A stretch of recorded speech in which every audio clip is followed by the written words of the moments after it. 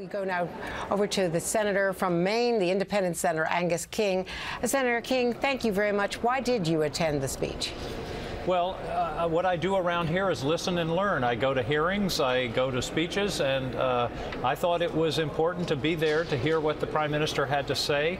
I had some reservations about the invitation and the way the whole thing has been handled and the fact that he's 2 weeks away from his major election in Israel. But overall, I just thought it was important to be there to be able to hear and see firsthand what his comments were. I thought he made a really strong presentation. It was, I think, very well constructed speech.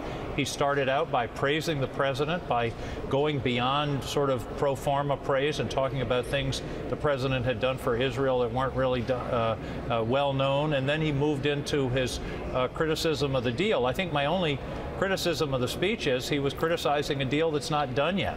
And you know, they're talking about it at this very moment in Geneva. It's being negotiated. So he was giving us a kind of warning, but I think the speech may have been more appropriate about a month from now.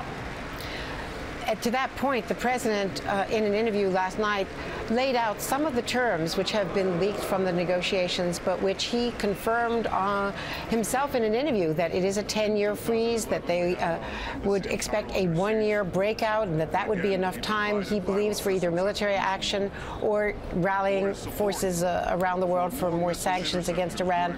What about Netanyahu's argument that, first of all, it wouldn't be 1 year, it would be less than that Iran is more capable? Secondly, that eyes won't be on, that Iran has cheated before, and that this is a bad deal that threatens the survival of Israel and potentially the larger regions around the world. Well, as I said, number one, I think we need to see what the final deal looks like. There may well be changes between now and 2 weeks from now. The negotiation is going on at this very moment. But I think in terms of the breakout time, that really, this whole deal rises or falls in my mind on the level of verification. You know, Ronald Reagan said trust but verify. In this case, I'd say don't trust and verify like hell. I mean, this has to be really looked at daily, closely, and thoroughly as part of this arrangement.